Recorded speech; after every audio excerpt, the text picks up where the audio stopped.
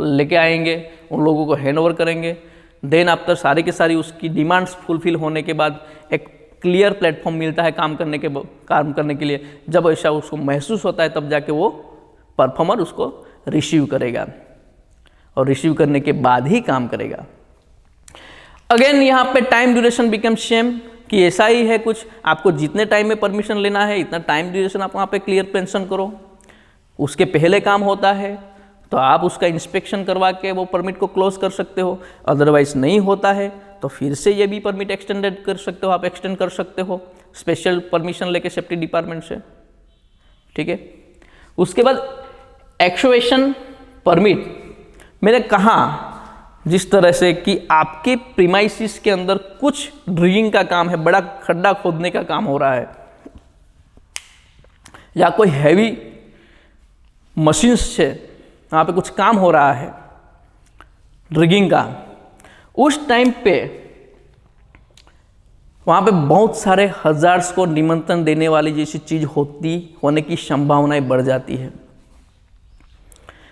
जहाँ पे खड्डा खोदना है वहाँ पे तो आपको पता नहीं है कि वहाँ पे प्रोसेस का पानी का लाइन जा रहा है या फायर वाटर का पानी जा रहा है या कुछ दूसरी कोई लाइन जा रही है, ये इलेक्ट्रिसिटी का केबल है, आपको कुछ पता नहीं है। तो वो केसेस के अंदर आपको क्या करना पड़ेगा, पहले एरिया को देखना पड़ेगा,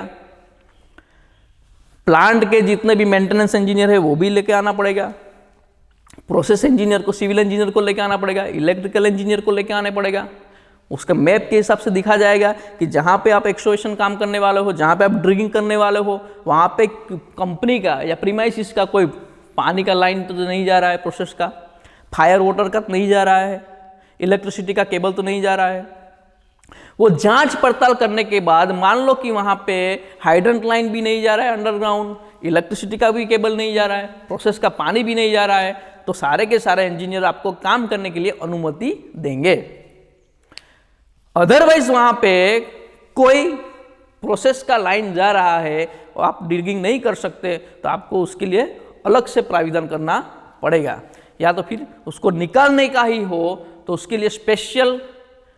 मीटिंग बुला के जॉब सेफ्टी एनालिसिस करना पड़ेगा या यहाँ पे हैज़ार्ड स्टडी करना पड़ेगा, उसके बाद ही आप काम कर सकते हो। वो हम आगे आगे जैसे जैसे देखेंगे एनालिसिस के अंदर, तो हैज़ार्ड स्टडी क्या है, हैज़ार्ड ऑपरेशन स्टडी क्या है, जॉब सेफ्टी एनालिसिस क्या है, उसके बारे में भी हम डिस्कस करेंगे, ठीक है। तो उसके अंदर जो इश्यू की परमिशन है, एक्सकवेशन परमिट इश्यू कौन करता है, तो इंजीनियर या इंजीनियर के ऊपर के लेवल के सारे बंदे इज द रिस्पॉन्सिबल फॉर, या इश्यूइंग अथॉरिटी उन लोगों के पास होती है।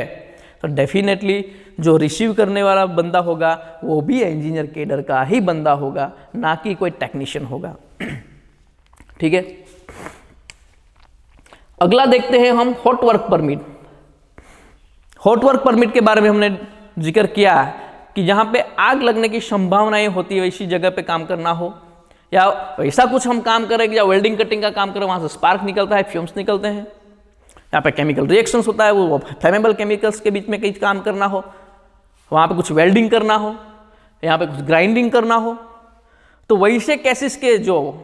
आग लगने की संभावनाएं बढ़ाई जाती है, वैसे केसेस के वहाँ पे ऐसे स्पॉट्स के ऊपर जब काम करना हो आपको, तो हॉट वर्क परमिट लेना पड़ता है। और हॉट वर्क परमिट समझ सकते हो आप क्या कर सकता है। सपोज ना करें नारायण वहाँ पे कुछ फायर हो जाती है तो पूरे का पूरा प्लांट भी एक बड़ी इमरजेंसी में क्रिएट कर सकता है और डिजास्टर में भी कन्वर्ट हो सकता है। तो उसके लिए स्पेशल प्रिकॉशंस लेने पड़ते हैं। उसके लिए क्या लेना पड़ता है, स्पेशल प्रिकॉशंस लेने पड़ते हैं। पहले ही वर्क प्लेस को पूरे का पूरा एरिया को कॉर्डन किया जाता है, बैरिकेटेड किया जाता है, वहाँ से अनवांटेड चीज़ें हटाई जाती है, जो प्लांट है उसको बैरियर लगा के उसको प्रोटेक्ट किया जाता है,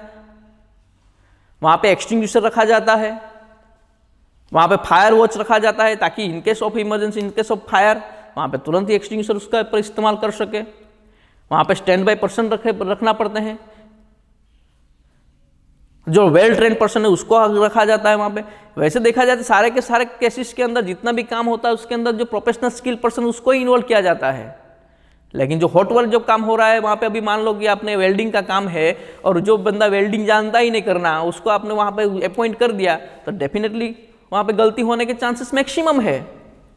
हो सकता है गलती, और उसकी एक छोटी सी गलती पूरे का पूरा प्रॉपर्टी को भी डैमेज कर सकती है। वहाँ पे रहेगी सभी के सभी इन्वॉल्व इंस्टेंस भी वहाँ पे इंजरी हो सकती है या उसको डेथ भी हो सकती है। प्रॉपर्टी डैमेज सेकेंडरी है, लेकिन जो उसके वहाँ पे काम करने वाला इंसान है वो बहुत ही इंपॉर्टेंट है। तो ये बहुत ही रिस्की जॉब, जो स्पार्किंग एरियाज के अंदर काम करने वाला बहुत ही रिस्की जॉब, वहाँ पे परमिट इश्यू करने की परमिशन जो है वो मैनेजर या मैनेजर की ऊपर के लेवल के जो सीनियर मैनेजर है प्लांट के, उसके पास ही अथॉरिटी है कि ये काम, जो काम बहुत ही रिस्की है, वो काम की अनुमति शिफ्ट का इंचार्ज नहीं लेकिन प्लांट का इंचार्ज आपको अनुमति देगा कि हाँ ये जगह के ऊपर आप काम कर सकते हो।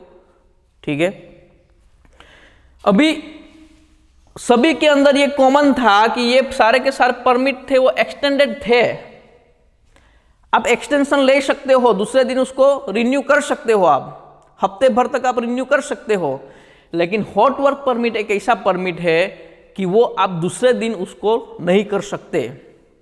हाँ, आपका काम जो समय अवधि दिया गया है उसके अंदर खत्म नहीं होता है, तो स्पेशल एचएससी डिपार्टमेंट से परमिशन लेके आपको 2-3 घंटे उसको एक्सटेंड कर सकते हो। लेकिन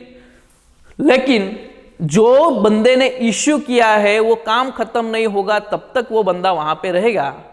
वो उसका कंडीशन है। लेकिन उसको वैसे सिचुएशन में उसको जाना पड़े तो उसकी अथॉरिटी कोई और बंदे को देके जाए जो उसके लेवल का बंदा है उसको। ये बहुत ही रिस्की है,